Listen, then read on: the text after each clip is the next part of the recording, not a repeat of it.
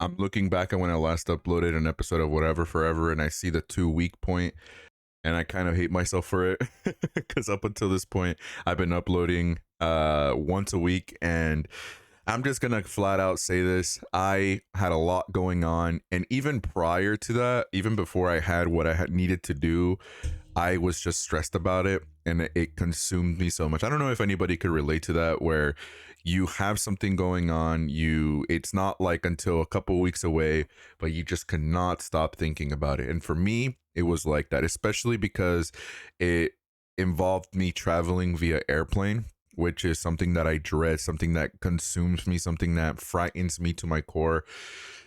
I don't know what it is. I don't know how people could travel on the daily, but for me, it's something that I try to stay away from as much as possible. The last time I took a flight, I think was in 2019 when my family and I took a trip to Cancun, and even then, it's not something that I look forward to. It kind of like brings the trip down initially, right? But yes, I traveled. I went to San Jose with my wife. I went to a Smash Brothers tournament known as Genesis X, and I mainly went because obviously I wanted to compete and try to test my skills as a fucking gamer. But I also, as you guys know, I think I've mentioned it previously, but I own a esports team known as Team Ultra, and some of the players and members, and also the people that help me run it, my co-owners, Champ, Landon, and Cody. I'm just Cody. He just goes by I'm just Cody. They were there, so I had a reason to go, and also we recorded content for the team or whatever. But that's a story for another time. If you guys want to hear me talk and go on about esports and Smash Brothers, I would gladly do that for another episode. But it's something that I consume and I talk about on a daily basis, of course, because I am the owner. So I have to interact and just keep my eyes open on everything Smash Brothers. But of course, if anybody's interested, please let me know in the comments. And before we get into the topic of today's episode, I also want to mention, please, I haven't been doing a good job of reminding you guys, but we are on Spotify, and I haven't been doing a good job at posting the links in the description. But please check out the links in the description where you could find a Spotify. If you go over there, leave it a rating. I would highly appreciate it. And also check out my Discord server. And the reason why I mentioned the Discord server is because I want to have an episode where I have you guys ask me questions and I answer it on the episode. So please join it up. Links in the description. I cannot stop fucking burping. I'm really sorry. Super inappropriate, but I can't help it. This story is gas, so I can't really do anything about it. But yes, check the links down below for everything involving me. But now, on to the topic of today's episode. And by the way, hopefully you guys are doing good. You guys are amazing. I really do appreciate it. I'm sorry for not posting for the last 2 weeks. Trust me, I've been thinking about it. And I've also been kind of struggling coming up with the topic for today. But of course, my lovely wife giving me recommendations. She asked me, hey, have you talked about your job? Like what it is that you do and how you got to that point. And I said, no, I haven't, which is what I'm going to be doing today. I'm going to be talking about what I do on the daily, right? From Mondays to Fridays, sometimes on the weekend, depending on how busy and how hectic my Fridays get, right? It is a job. The job that I do, it is a job that I didn't ever expect for me to do, especially since it involves working at a school. I am what is known as a special education instructional assistant, right? And I know long ass title, but some people just call it instructional assistant or TA, teacher assistant, whatever. Um, it is definitely something that I never pictured myself doing. And if you guys remember me talking about school and my experience with school, with college, high school, or whatever in previous episodes, you guys might find it surprising that I work at a school, right? And regardless of my thoughts about going to school and my personal experiences with it, I don't I don't let it influence my job and what I do. I didn't really let it influence when I started being invested in becoming a IA. And I want to make it very clear that even though I work in here, in the position that I work in, I really don't have any aspirations to become an actual teacher, right? I feel fulfilled enough to with what I do that I don't feel like I need to take that next step in becoming a teacher. I don't really want to become a teacher. I feel like that comes with a lot of pressure that I feel like maybe right now I don't think that I could handle. I don't really think that I have it in me to do it. Right. And maybe some people think that when they are becoming teachers, maybe they feel as if they don't have it in them. They maybe don't feel like they have that authority or that they could lead the ship in a sense to become a teacher. And so I'm not saying that it's out of the picture, but I definitely don't think that right now it is something that I want. So I want to put that very clear. I'm very happy with the position that I have, and I'm more than willing to do it. And but how did I get here? So in previous episode, I've talked about how my wife and I, after getting married, we moved to Los Angeles, and it came with a lot of stressing, factors and just things that we went through that made it really stressful. And eventually, we ended up coming back to the town that we live in, right? The town that we met, and where we are still currently living, right? And so, after coming back, we really needed to figure out what the hell we were going to do in terms of making money and, career wise, right? Especially me. My wife was in Los Angeles for a vocational school, a charter school, and she had a certificate to do whatever it was that she studied, right? But I didn't really have that. I did work in LA, but it was nothing that, I got through a degree or just, I didn't go to a vocational school through it. I was just kind of offered a position and I took it. And even before that, my first ever job was working at a Party City at LA. I worked at a company that installed energy efficient things such as like weather stripping, changing shower heads, changing doors, making sure that everything to do with air conditioning and heating was like how it was supposed to be, right? Making sure that everything worked cohesively.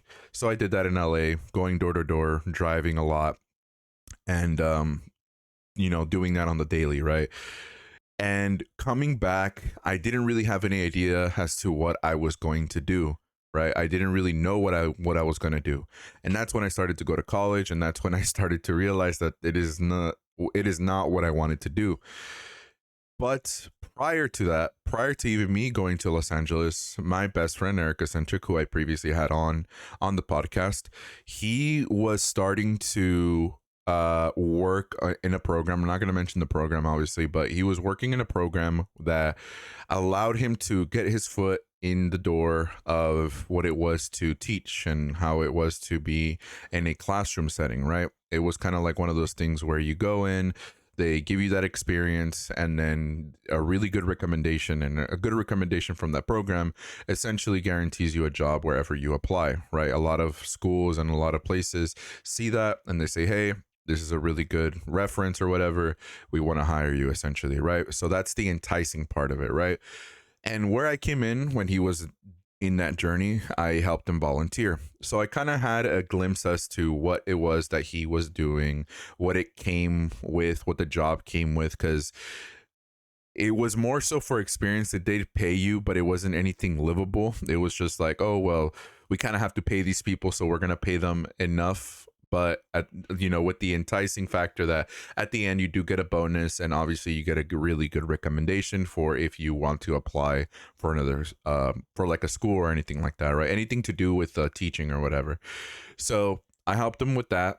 We moved to LA. We came back. And I was completely lost, right? I was completely lost. I didn't know what to do.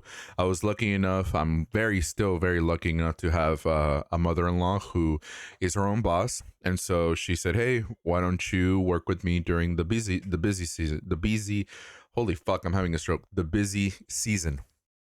And I, of course, said yeah. And so I started working under her. It was kind of like an office type deal. I was a receptionist, making appointments, counting money, just answering phone calls, doing all that kind of thing.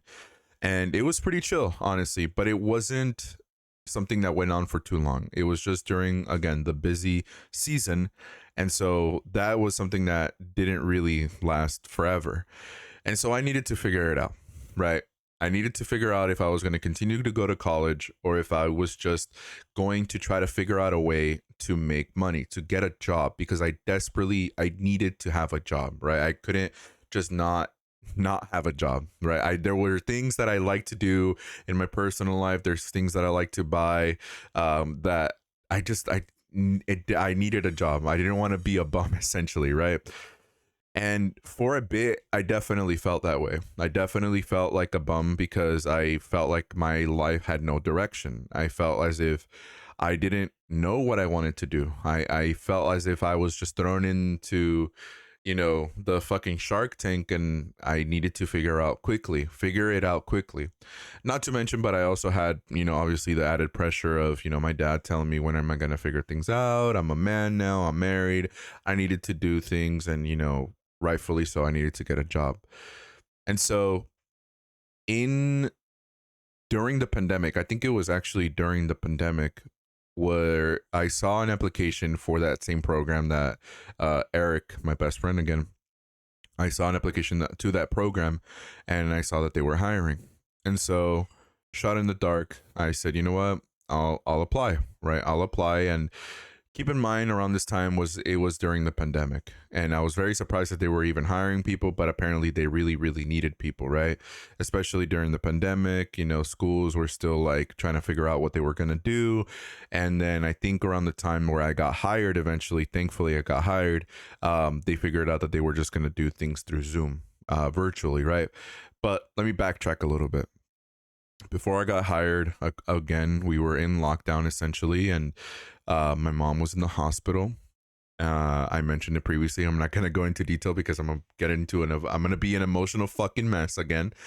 But I got the job, and I was really proud. It was like a weight was lifted off my shoulders, right? And once again, this job was one that puts you essentially in the classroom setting. It gives you that experience working in a classroom at a school, elementary school, middle school, high school, all those different levels. And it was something that I felt just so relieved by, because again, I was trying to figure myself out for so long, that I was literally at the point where I would take literally anything. And so when I started doing the interview process, and when I started getting interviewed and having a second interview, and I think that I even had a third interview, it was like, yeah, like this is gonna happen. Like, I was so positive. Of course, I didn't want to jinx myself, but when I finally got the, hey, you're hired essentially, it just was like, it was unbelievable. I remember just celebrating with my wife, and it just felt unreal, because it just felt like I was never going to get a job. I felt so lost. I felt so, you know, underwater essentially, that it just felt amazing to finally have something going for me, right? And so this program made it so where at the beginning of it, before, after the whole, like the whole training, which is something cool that they did, they do train you. They essentially give you a choice, of the type of classroom that you're going to be in. And they give you the choice of general education and special education. And I didn't really know, you know what it meant to, what it came with to work on either or, right? And so I just kind of left it open ended, and said that I was interested in working in either. And it just so happened that I landed on working in a special education classroom, right? And it was a thing where, when they told me, hey, you're going to be working in a special education classroom for this school, it wasn't something that I was like necessarily scared by. I know some people are scared of working with special education children and kids with disabilities, but it was never something for me. It was never a thing for me that I felt nervous about, because again, I didn't know what to expect. I was more so just excited to get started and actually learn what it meant to work under a classroom and figure out if it was something for me, right? And I've always been kind of told that I'm sort of good at explaining things and listening and being understanding.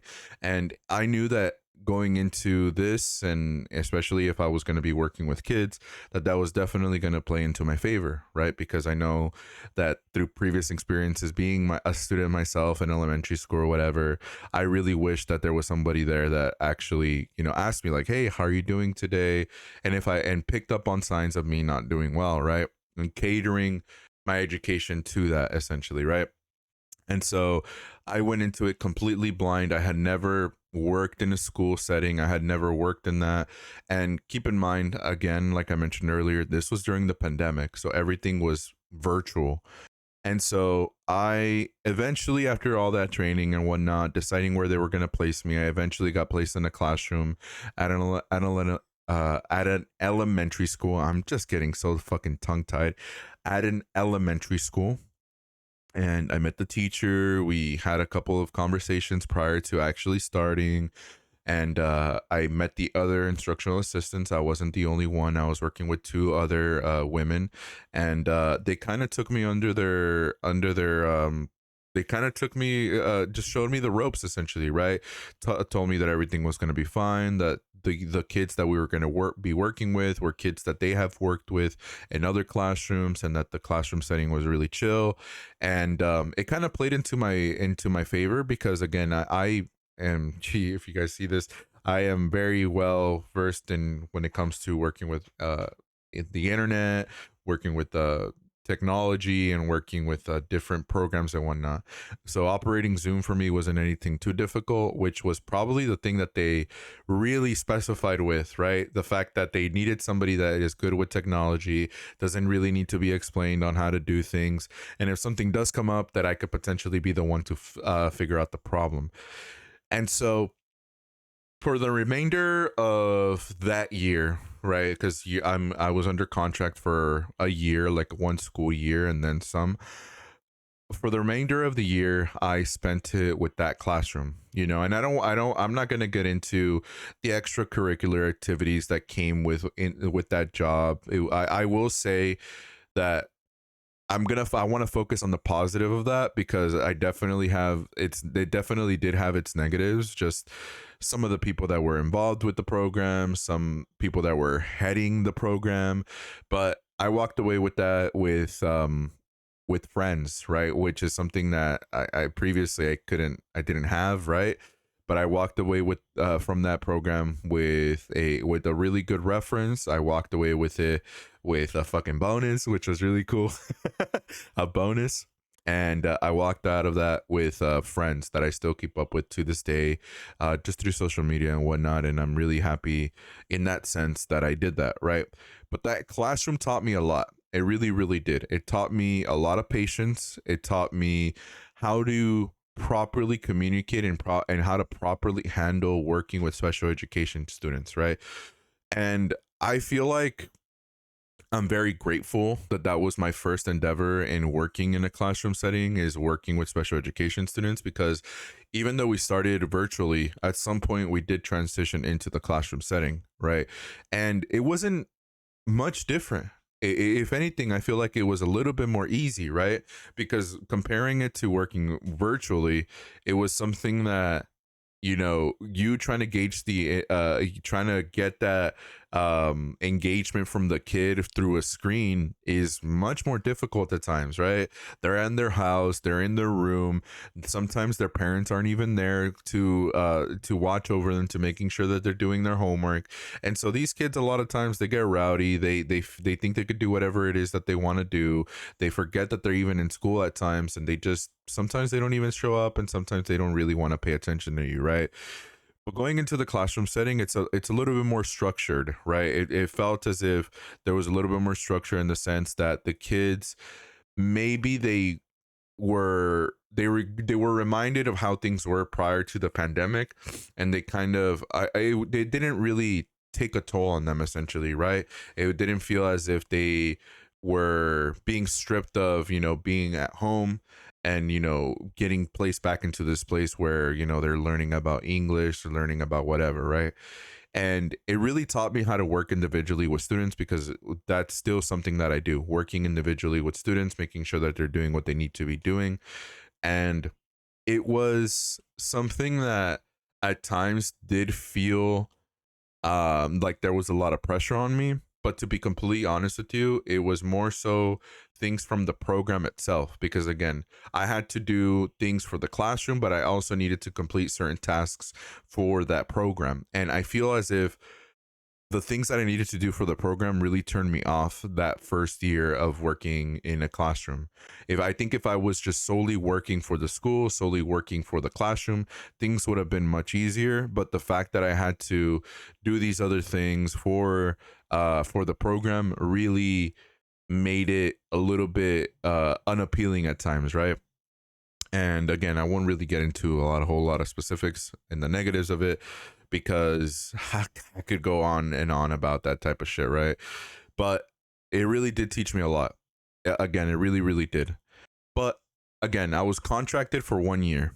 And after that 1 year, I left with the sense of not wanting to do it anymore. And what I mean by that is that program anymore. I didn't want to. I could have easily had stayed for another year. I think they would have kept. They would have gave me the bonus again. I think it was only like they only give you that bonus 2 times, and then after that, if you decide to stay a third year, God forbid you stay there a fourth year, you don't get that bonus anymore. So for me, after those experiences, after those negative experiences that I had, there was one specific instance where that really like kind of was the nail in the coffin for me, and it wasn't even towards the end. There was one experience, I guess, that I will talk about where I handled it the wrong way, but I had essentially lied to the teacher that I was working with. And the reason being was because I was going through a legit panic attack while at the school. While I was there in the school, while there were students there, and I didn't know what to do. I was mid panic attack. I had told them that I had needed to do something for the program, and so I left early. And I didn't leave early because of the program. I left early because I didn't want to have a fucking full on panic attack at the school in while there were students there, and I legitimately felt like I was going to have a fucking heart attack. And so I left. I needed to get out, and I left. I went home, and I just dealt with it for like the next couple of hours. It was legitimately one of the worst things I've ever been through. And of course, the school and the teacher that I was working with, they have to communicate, they have to have some sort of communication with the program, right? And just through having conversations, maybe asking about how I'm doing in the classroom setting, the teacher brought up and asked how everything was going in terms of the program and what I had to do that day, right? And so they kind of put two and two together, and they, the stories weren't lining up, and they figured out that I was not honest, right? And so I had a conversation with the essentially the leader, the head of the program, and we had a conversation about mental health that wasn't exactly the best or the most productive. I was trying to explain myself to them about how, obviously I was very apologetic about what I did. I understand that the thing that I did wasn't the correct way to do it. I should have been, more transparent about communicating. But the things that he said were very dismissive and very, I feel like, honestly, just downright inappropriate when it comes to mental health. Very ignorant, very, I hate to say it, but very boomer-ish thought of how to deal with a panic attack. And to not get into too much detail, but one of the things he recommended was, you should just take a walk. You should have just taken a walk. That works for me. You should have just taken a walk. Maybe that would have helped. And as soon as he said that, I was like, yeah, I'm not coming back next year, dude. Like, I'm just not. Like, you just clearly don't understand. And there were other instances similar to that where it just felt very, like, it seemed to me like he just didn't care, right? It just seemed to me like he was there to collect the paycheck, and it just seemed like he just didn't care. So, and again, that wasn't even towards the end. It wasn't a decision that I made towards the end. It was just something that was like, I was already thinking of not coming back the next year. And after that, I was just like, yeah, I'm definitely not coming back the next year. I don't like this person. I don't like the way that they handle things. And I wasn't the only one that had an experience like that. There were countless other people that have had experiences like that, or even worse with that person. And sometimes people, the only reason why they would stay there was because it was something that they would get paid for, right? It was something that they felt very passionate about it. They would get paid for it. And, some of those things they could easily just overlook, or it wasn't something like that. It was the positive outweighed the negative, essentially. I'm fucking yapping, dude. I'm sorry. I am yapping. But again, the year ended. They had told me, they were like, we were gonna give you a promotion and we're so sad that you're not coming back. And I was like, yeah, fucking right. Like, yeah, fucking right. But I decided I'm not coming back. But again, it gave me that little bit of a boost on my resume. It gave me that little bit of an oomph on my resume. And shortly after that, I was kind of in the void again. I was like, what am I gonna do? I could easily just go back to the program for a second year, get my bonus at the end of it, do what it was that I did again, and potentially have it be worse and put myself through that, through something that I already know I'm not gonna like to do. Because again, I love working in the classroom. At that point, I really, really liked working in the classroom. I loved feeling as if I made an impact, and I felt like I definitely did. Right at the end of the school year, these kids had a graduation, and I had parents from several students come up to me saying how thankful they were for me, how they really like the way that I teach and how the way that I interact with their kids.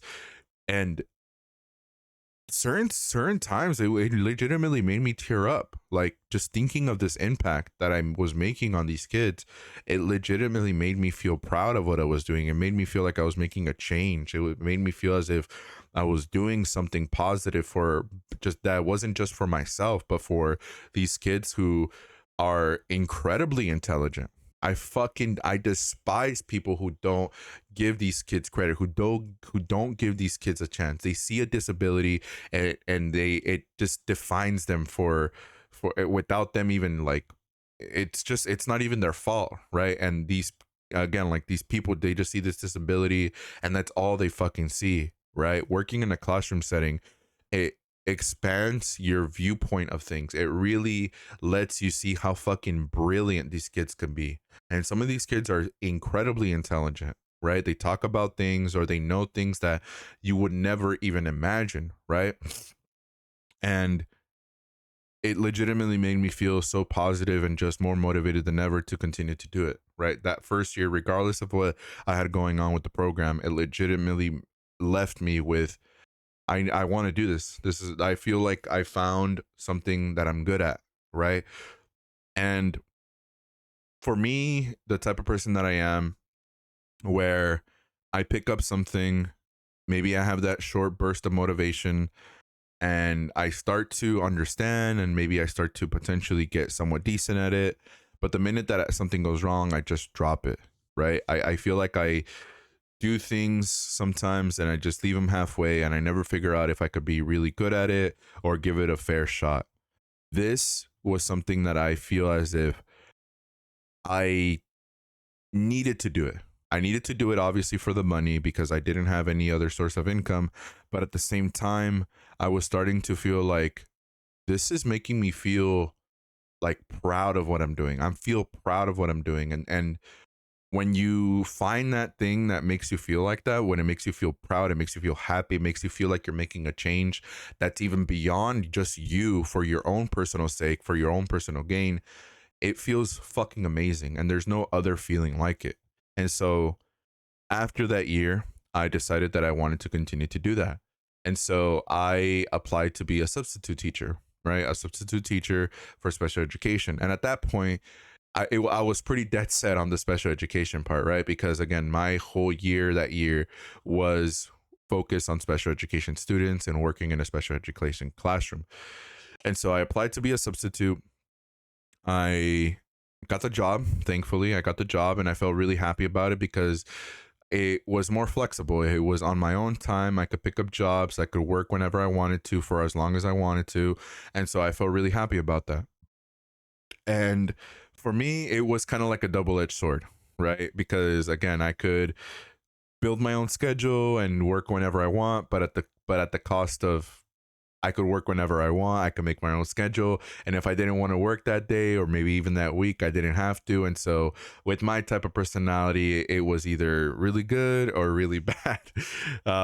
But I initially started working at a high school, right? I was working at a high school with special education students, and it was really, really chill, right? It was really not that hectic. The kids there at that high school were pretty much very independent. It was more so making sure that they were on task, helping out the teachers create lesson plans, taking the kids to lunch, and just things like that. So for me, it was very, very chill. And not only just that, but it wasn't even a thing where it was super early in the morning till the end. It was essentially part time. I would get there in the afternoon and just finish the day off, right? Until the kids needed to leave. And I stayed there for a bit because the teacher that I was working there kind of had connections. I think she was like the head of one of the like one of the groups of teachers that was working there with special education, and she had complimented the way that I was working with the kids and how the kids, felt like very, very rapidly gained I gained their trust essentially, right? Because I would ask them, one of the things that I do is I would ask like, hey, how are you doing? If you're not doing okay, you want to talk about it, just making sure that they're okay before I drill some type of knowledge about English or math or anything like that, right? I'm very much of the belief that if your mental health is not there, then you're not really gonna succeed on and any other aspect of whatever it is of education, right? If your head's not in it, then you're not gonna succeed. Um, and so she complimented the way that I was working with their kids, and she kind of got my hopes up a little bit too much. She was telling me that she was going to talk to the school to offer me a full-time position, like an actual position there, not just a substitute position. And I was there in the hopes that that would happen, but she never ended up doing that, unfortunately. And so I was just kind of there. And I liked working there. The reason why I kept going back to that school and getting jobs, and whenever the teacher would call for me and I would go, was because I genuinely liked it. I do really, really like the kids that I was working with, and I left there feeling very positive. um After that, I took a couple of jobs at an elementary school, and that one was a little bit more hectic because again, the kids were younger. The classroom setting was pretty loose. The teachers that were working there were pretty loose and really, really easygoing and stuff like that. And so I was just kind of there, and it was a lot of fun. That classroom that I was working there at that elementary school was really, really fun. After that, though, I got my first glimpse of what it was to work in a classroom or in a school setting that was a little bit more severe. And what I mean by that was I started working at a school that was essentially the central hub of all the education departments, right? Whenever you want to get some sort of information, you call that. And it is a school, but it's also part office, right? And the reason why I call it like the hub of it was because there was children there that were not really severe, kind of similar to what I had previously talked about, and how some classrooms were a little bit more easygoing. But there was also kids there that were more severe with their disabilities. Some kid I was working in a classroom that was in the kindergarten level, and some of these kids had Down syndrome. I've worked with kids with Down syndrome before, but some of these kids had Down syndrome, different levels of autism, and it was a thing where I had to change diapers. I had to make sure at times I would have to help feed these kids, and it really taught me a lot of patience. And that was the time where I really needed to. That was like my testing, my proving ground. Right? Was this something that I really wanted to do, or was this not what I was? I was like way in over my head about this. Am I capable of actually doing it or not? And so I wrote it out.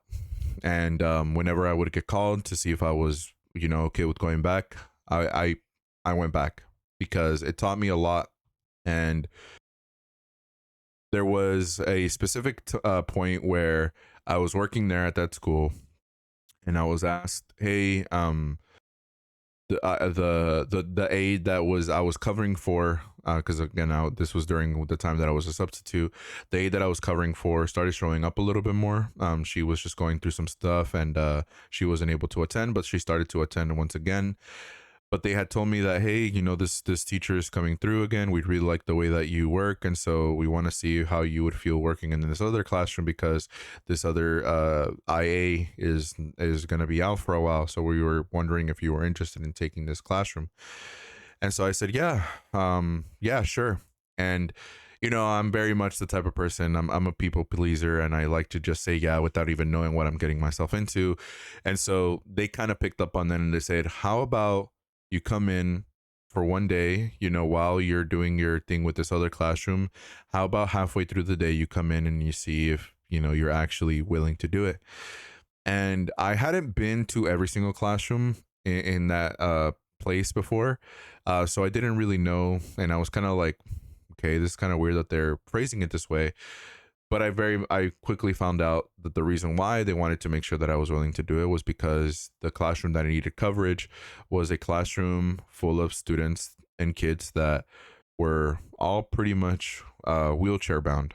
Not just wheelchair bound, but you know, they had several machines attached to them, and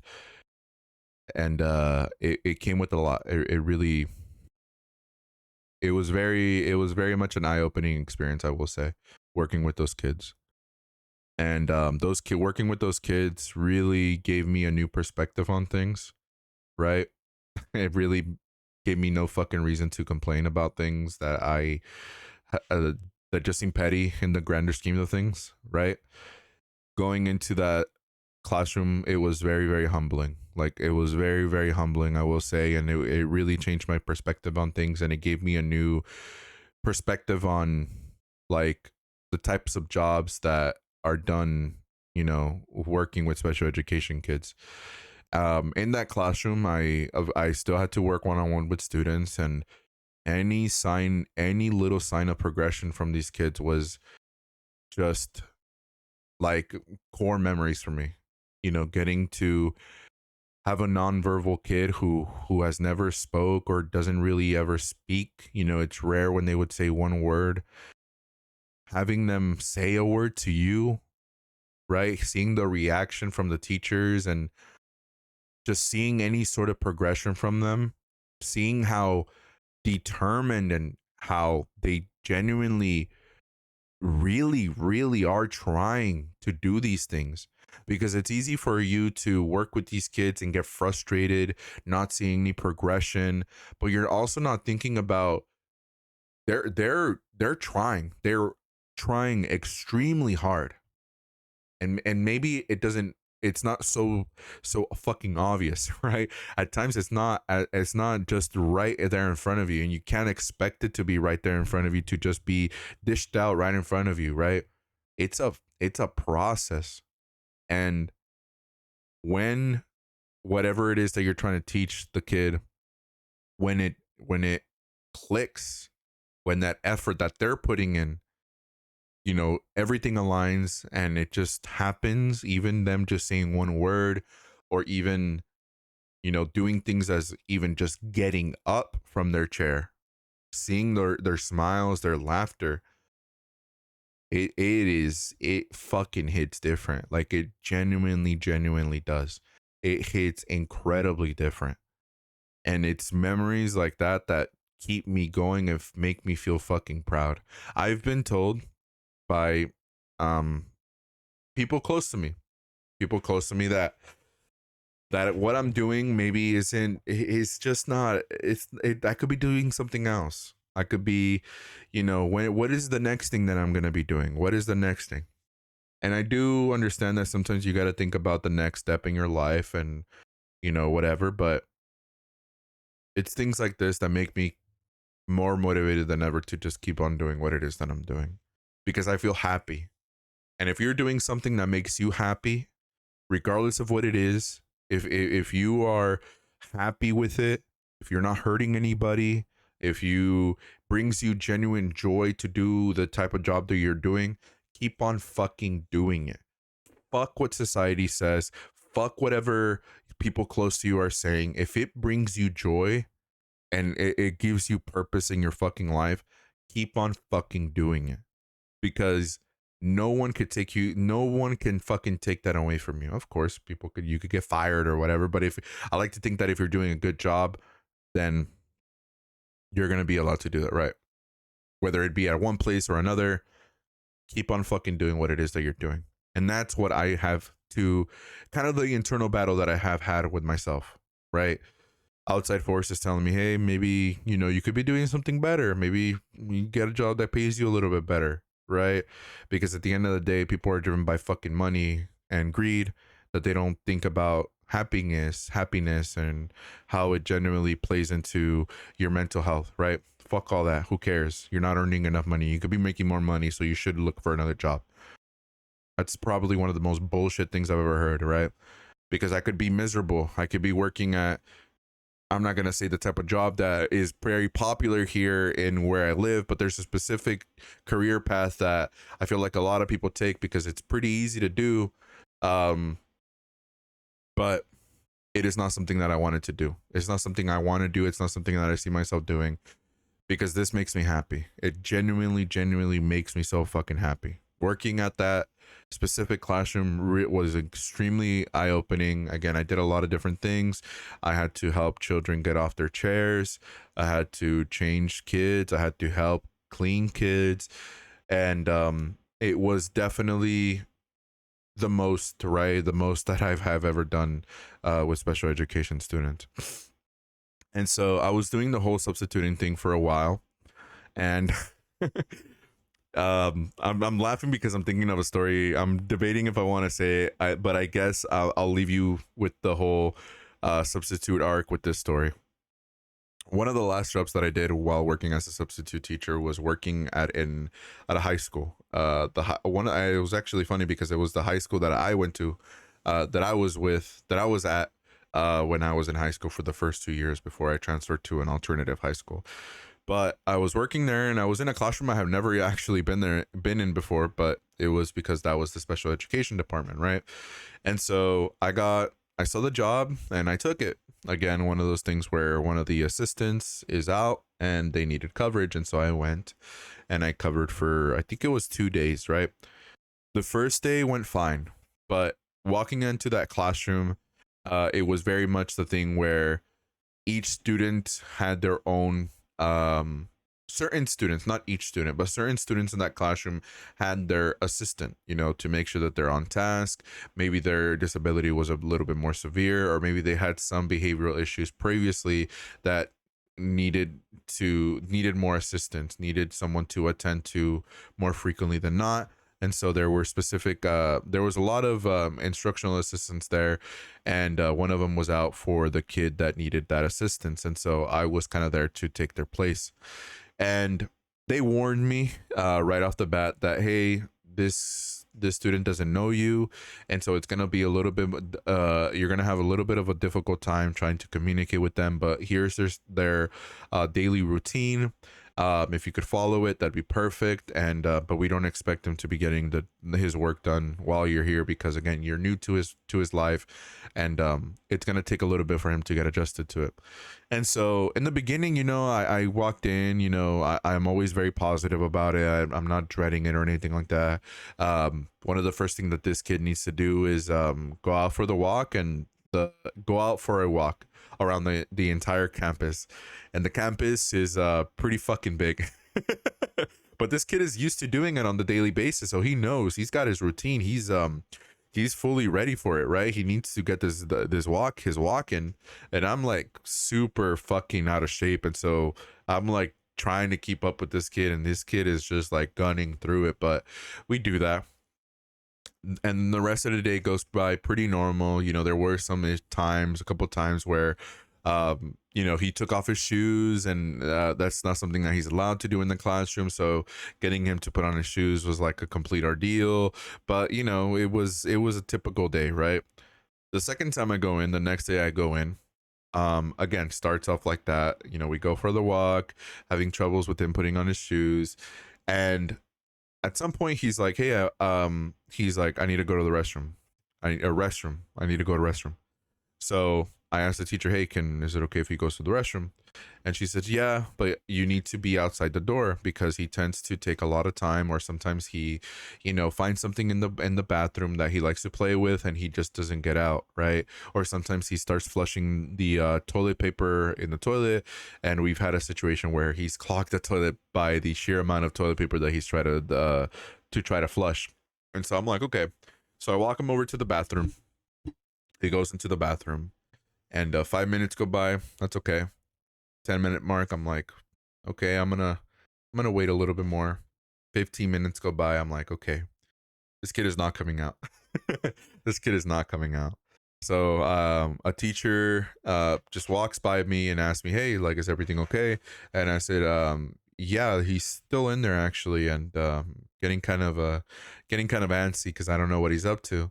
And they said, oh well, you have to go in and find out. And so I was like, okay.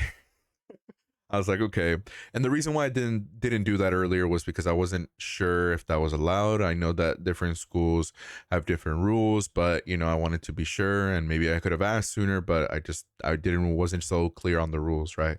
But once she told me you could go in there and try to figure it out, I said okay. So I go in, I peek over, and he's just on the toilet. He's just chilling on the toilet and not really doing anything. And I said, hey, I'm going to give you 5 more minutes, but we need to get back to the classroom with all your friends. We need to go back because we're in the middle of a lesson, right? You can't miss the lesson.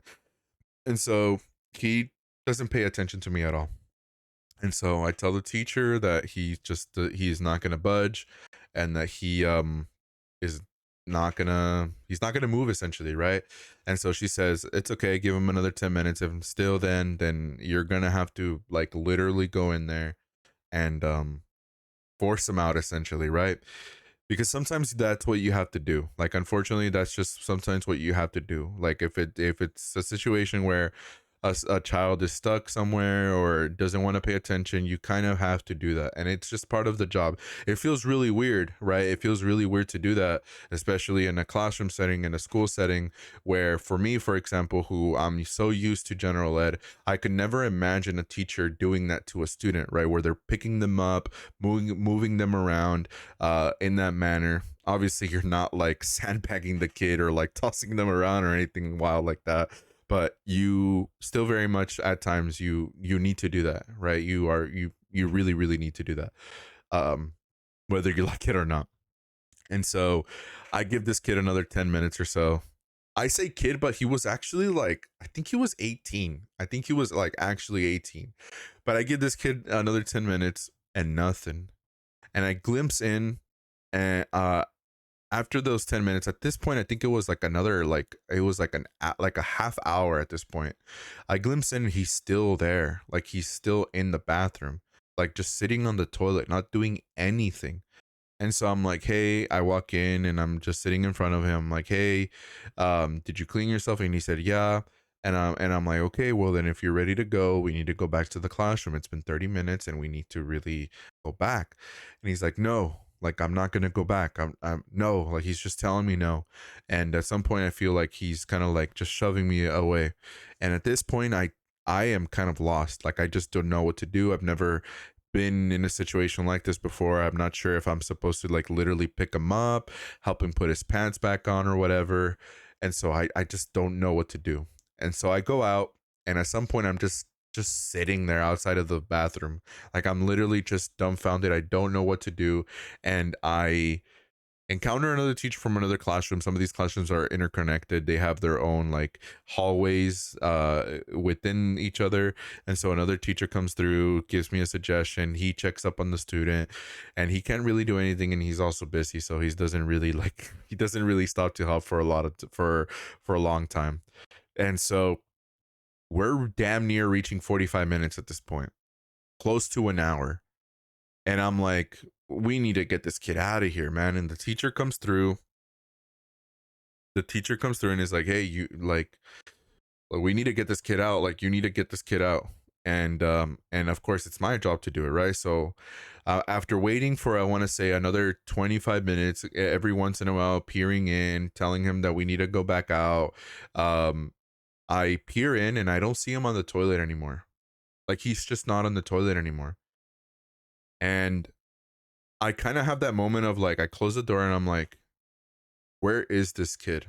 And I'm thinking of every like possible outcome of like, this kid is like somehow ran away or found a window or just found a way to escape and he's out, he's gone. And so I'm like, okay, I need to get in there and see if he's hiding behind the door or he, covered himself with something. And I just need to figure out what the hell is going on. So I go in, I look around, I don't see him. And then I just look down and he's on the floor completely naked. Like completely naked. And I walk out. I walk out of that class. I walk out of the bathroom. I didn't expect to see that. The teacher once again comes back. She's like, "Hey, what's going on? Did you check on him?" I said, "Yeah, hey, he's naked." And she's like he took his shoes off, and I'm like, he took more than his shoes off. Like he is naked. Like he's stripped down. I don't know when, I don't know how, but he is on the floor and he's just chilling there naked. And she is as dumbfounded as I am. She's never had that happen to her. Never has he done that before. And the main issue with him was that maybe they've had to help him put his pants back on, but it was completely just I'm trying to like not say anything wild, but he was just chilling on the floor just without any clothes on. And so and this is not even an understatement, I'm not even exaggerating, for the next I want to say 2 hours, it was up to me. Again, the teacher, she didn't know what to do. She kind of just left it up to me at this point to figure out how I'm going to get this kid out. But after 2 hours of trying to pick this kid up, trying to help him put his clothes back on after him essentially literally pushing me away, shoving me away, telling me no, that he wasn't gonna do it. At some point he literally just threw his entire body. He was a big kid, he was a heavy set kid, and trying to pick him up from the floor when he was sandbagging himself or ragdolling himself was almost impossible. And I spent the next 2 hours essentially getting the craziest workout I had ever done, trying to just get this kid on his feet. And after that 2 hours, I don't know how, but I was there from 8 to 12:30. That was the time that I was supposed to be there. From I want to say 9, from 9 in the morning, after we came back from his walk, it was 9 and he wanted to go to the restroom. It was 9 in the morning until 12:30. Almost by the time I needed to leave, this kid was on the floor, and I spent so much time just trying to get him out of that bathroom. And I don't know if he has done it still. I never checked up on that classroom ever again because I didn't have a job there ever again. Just because I was just I don't know if I could handle that.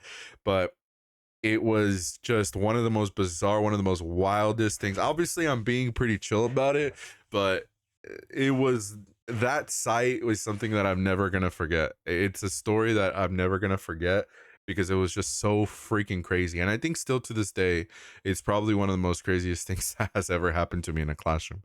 But again, if you don't have the patience for it, you will never succeed in that type of environment, because you're very much required to have that.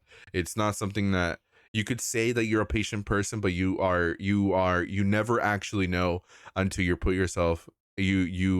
find yourself in a situation like that where you're trying to pick up a kid from the floor who just does not want anything to do with you, does not want to be picked up, just wants to be there naked, just wants to be chilling. That was a lot. That was quite a lot. But after that, I really needed to find something a little bit more stable, because again, I was kind of falling under the I could decide my own schedule, right? And it wasn't the most beneficial to me, and it wasn't the most convenient when it comes to making money. And so I decided that I needed to apply to an actual school. And this is where I'm very grateful to have the people that I have surrounded me, my support system, not only just my wife, but also my friend group, my best friend and his wife. They've have had several years of experience working in different classrooms, different schools, and different programs that help schools, and so they constantly are, they're very much of the mindset of like, we need to find something new to do every couple years or so. You know, they explore new jobs, they just start looking into other jobs, and that's something very much, that's the minds heads that's essentially the mindset that I share with them, that I find very much in common with them, where sometimes I feel like I need to switch things up, right? After a bit, I feel like I very much need to switch things up for me to feel inspired and for me to stay motivated with things, right?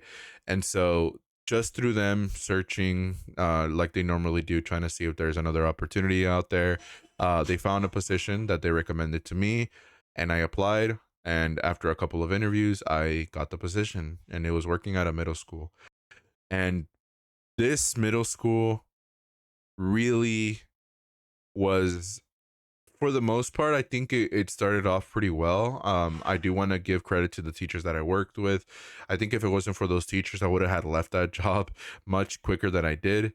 But those teachers were just real troopers. Like, you could tell that they really cared about their position and what they did.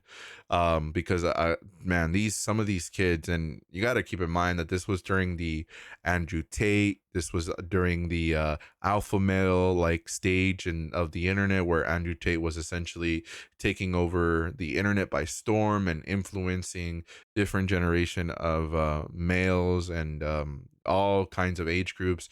And so they we had to essentially be, we were at the forefront of that, right?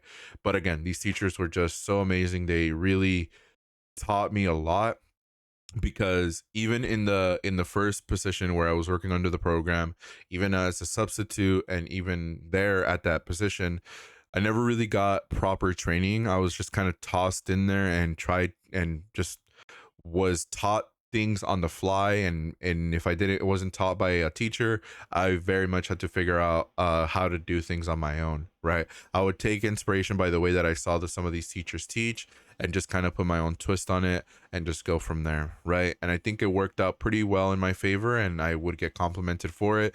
But there were just times where I was just kind of left to figure things out on my own, right? And this middle school felt, and the reason why I decided to leave, not only because I got a better job opportunity, but it just felt like I was just kind of there. And I didn't really feel like I was making a big impact. I didn't really feel like I was making a change. And I felt as if tomorrow or the next day I wouldn't show up, things would essentially be the same and nothing would be different, right? I would go in there at times and it felt like I was just kind of a fly on the wall. I would question why I was even there in the first place. And I was just felt like I was just there to do busy work, right? Some of these kids, um, even though I was there for special education, I was kind of in mixed classrooms where it was more that it was kind of more of a traditional elementary school, right? Or middle school, right? It was more traditional school setting where, some of these classrooms are, interweave with one another in terms of general ed and special education. I need to fucking just catch my thoughts. I'm like, my mind is racing with everything that I want to say. So we had general education classrooms mixed with special education classrooms, and I think that there was dedicated special education classrooms, but there wasn't very much.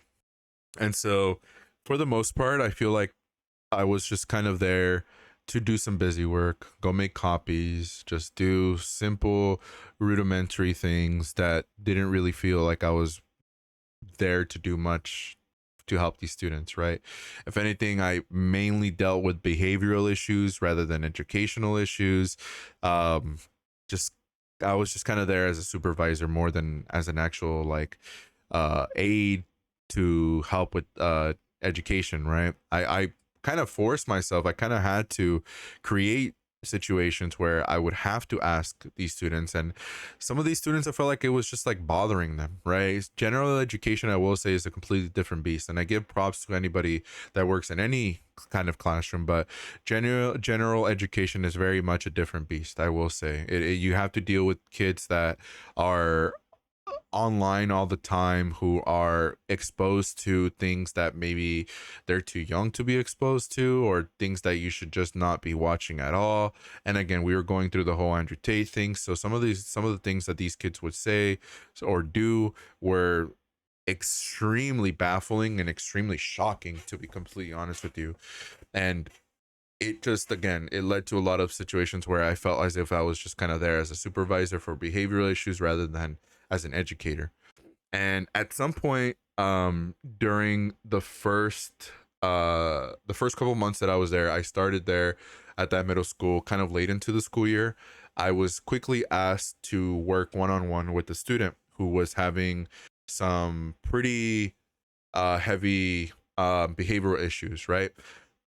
Those first couple of months, I got very well along with this kid, right? He was into video games. He really just wanted to have fun, but you could tell that he very much wanted to fit in, and he would do anything to fit in, right? Whether it be him unfortunately bullying other kids just because he thought that that was the cool thing to do, that, you know, he would do what other kids would tell him to do. Sometimes it would involve him saying slurs, racial slurs, bad words in the classroom, pick fights with female students. And it was just something that I was not positive. And when I got there, I guess they were having a lot of behavioral issues, and the person that was working with them wasn't working there anymore. So they kind of asked the newbie essentially to work with them. And the reason why I even said yes was because I wanted to make a good first impression, and I wanted to let them know that I was a team player and that I was there to help the school as in whatever way that I could. And, you know, I took the job of, you know, working with this kid one on one. And so I did. And that first the last bit of that first school year, again, I started kind of late into the school year that year. It went pretty well. You know, I would help this kid with his homework. During lunch, he kind of got stripping away from being allowed to have a normal lunch. So during lunch, I would go with him to get his lunch. We would go to a separate classroom, and we would just he would eat lunch, we would work on some homework, and then I would allow him to be on his laptop so he could play online games or whatever. It was kind of as a reward, right? And so it went pretty well. And then the first actual school year that I was there, the first actual start to the school year that I was there, I was put to work with him again. That was my main responsibility, was to work with that kid again and to kind of follow him around, right? Taking him to classes and just whatnot. But I guess during the summer that kid had, between the end of that first school year that I was there into this new one, a lot of things happened in his personal life that led him to be a little bit more defiant and a little bit more, you know, willing to just not care about what anybody would tell him to do, or not care about what trouble he would get himself into. And this led to him being extremely disrespectful to teachers, extremely disrespectful to me. At times, he he would get physical with me. Right, there was a certain instance where he tried to steal my watch, and in the process, he twisted my wrist. There was another instance again where he got extremely frustrated with me because I was essentially telling him to get back on track, and he didn't like it, and he grabbed my hand and he twisted my fingers. And at that point, I had enough of it, and I had to file a report with the teacher, with the student, with the principal, with the school. And that is another situation, you know, not only just that with that student, I understood that he had a lot of things going on in his personal life with his parents and just things in general. Things weren't really the best for him. But there was a but just the way that the school dealt with it was not ideal in my eyes. And just certain things and how things were handled really turned me away. It was very much a thing where this kid desperately needed help and he was not getting it. He was just kind of like getting in trouble, very like essentially like a slap on the wrist, right? would get in trouble, he would get detention, he would get something taken away from him, but then they would easily just forget about it, or and then he would just go right back to being his defiant self. And there, he wasn't the only student there that was causing issues, and he wasn't the big issue at that school. It goes deeper than that, and I think that starts at the top, unfortunately, with the principal and with the vice principal. But of course, I'm not going to get too much into detail with that. And so when the school year was kind of wrapping up, I was kind of very checked out. I was very, very checked out of that job, and it wasn't a job that I really felt proud to go to, and I even questioned myself every day as to why I even bother waking up early to go to a job that I feel as if I'm kind of just not really seen. My voice doesn't really matter, and it was just something that I just did not feel proud of, and it was starting to chip away at me. It really, really was. And once again, if I'm the type of person that if I don't feel proud of something and if I don't feel motivated to do it, my motivation just goes down, and it just leads me to not wanting to do it, and it reflects, right? And so the school year ends or is starting to wrap up, and I um get the letter that, hey, we're expecting you to come back next year, because that's how traditional schools work, right? Before the school year ends, they give you like a letter saying, hey, we expect you to resume your job at this certain date. And I was looking at it and I said, I don't want to do this anymore. Like, I genuinely don't want to be here in this school anymore. I don't want to interact with these people anymore. These teachers, I really like them, but it's very apparent that the vice principal, that the main principal, they deal with things very temporarily, and they don't really care about finding a long-term solution to things. And so it was a situation where I was back to the drawing board and needing to figure out what I needed to do, right? And so I had a lot of conversations with my wife, I had a lot of conversations with my friends, and just thankfully through them, they were able to find another position that seemed interesting, and they gave me the link to it, and I applied. And that whole summer, because again, working at a school, I don't work summers. That summer I wasn't I applied to work for summer school, but unfortunately it was just so scarce, the positions for summer school, that I was not guaranteed it, and of course I didn't get it. And so I was like, okay, I need to figure something out to do. And so summer goes along, we're getting closer to the new school year starting, and I don't hear anything back. A couple days go by, week go by, a week goes by, another week goes by, and I'm starting to lose faith, and I'm starting to feel anxious. I'm starting to dread the fact that I'm about to have to go to this school again and do it all over again. And then I get an email saying that they're interested in interviewing me. And so I get an interview for this new job. It goes really well. I get a second interview. It goes really well. I get a third interview, and it was with one of the teachers that I was going to potentially work with. And then I just get another email saying that I got the job. And if you guys remember that first job that I got working under the program, how I felt amazing to get that job, because again, I was trying to figure myself out, and I really felt like if I needed something I needed something for myself to say how relieved I was, like the level of relief that I felt getting the job that I currently have is an understatement, man. It just felt so satisfying getting that job, because it was going to be more pay. I was going to be getting paid more frequently. I was going to get to work from home, which is where I feel like I thrive, in a comfortable setting. And it just, man, it just feels amazing to have this job. I feel very fortunate to have the job that I currently have. And with this job, I feel like I've made such an impact. The feedback that I've gotten from the teachers, from the people, the higher ups, and also the parents, and just the relationship that I have with these kids, it really, really, really motivates me every single day to get my ass out of bed, to get into my office, and to do my best for these kids every single day.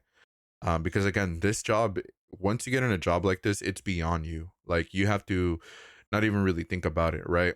Because you're trying to make an impact on in these kids' lives, and that's what I'm setting out to do, to make a change, to make a difference, to actually show these kids and these parents that there's people out there that are generally just trying to help, their children succeed, because again, some of these kids are brilliant. Some of these kids are incredibly smart. They talk to you about things that you never expect them to talk about. They get in themselves invested in things that you never expect them to be invested in. And even kids who have maybe a more their disability is a little bit more severe, you can tell that these kids are trying. You could see the signs that they're trying. You could see their effort that they're trying. And honestly, a lot of the time, if they aren't, it's because of their situation at home. You know, it is very unfortunate, and I haven't mentioned it yet, but a lot of the time when it comes to special education students, you have to factor in their parents, right? Because again, these kids are dealing with a disability every single day, every minute, every hour of the day. And if they're not getting the assistance that they need at home, then they're not gonna get it from the school, right? Because we could assign them homework, we could assign them some sort of something to do, you know, but at the end of the day, if there's not someone there at home to guide them, to make sure that they're doing their tasks or making sure that what they're doing is going to be beneficial to them, then they're not going to thrive. They're not going to ever have that opportunity to show how brilliant they really genuinely can be, right? And I it's things like that that motivate me every single day to keep on doing what it is that I'm doing, and I feel happy to do it. I love working, I love doing what it is that I do. And like I mentioned earlier, if you genuinely have that thing that makes you so happy to do, fucking do it. Who gives a fuck about whatever the social stigma around your job is or whatever, as long, of course, as long as it's safe, it's not hurting anybody, you're not causing any harm to anybody, if it's positive, then fucking do it, dude. If it brings you joy, if it brings you gratitude, if it brings you that, you know, that if it gives you that missing piece to the puzzle in your life, just fucking do it, dude. And that's exactly what I feel like I'm doing. I feel like I'm making an impact on these kids' lives, and that's all that really matters to me. Like honestly, that's all that really fucking matters to me. The outside perspective, the opinions of others, you know, obviously I value the opinions of those very close to me, but there's certain people that I don't let influence me anymore, because I feel they clearly don't see what I see. And fuck all that essentially, right? Fuck all that bullshit, because I don't really need that negativity in my life. And as long as I feel proud, as long as I know that I'm doing a good job and I know that I'm making an impact, and that's all that really matters to me. It really has changed my perspective, I will say. It really has changed my perspective. It has definitely made me more grateful for the life that I live. It definitely has made me a little bit more weary and a little bit more compassionate, a little bit more understanding, a little bit more patient with the way that I approach everybody, right? Anybody and everybody, right?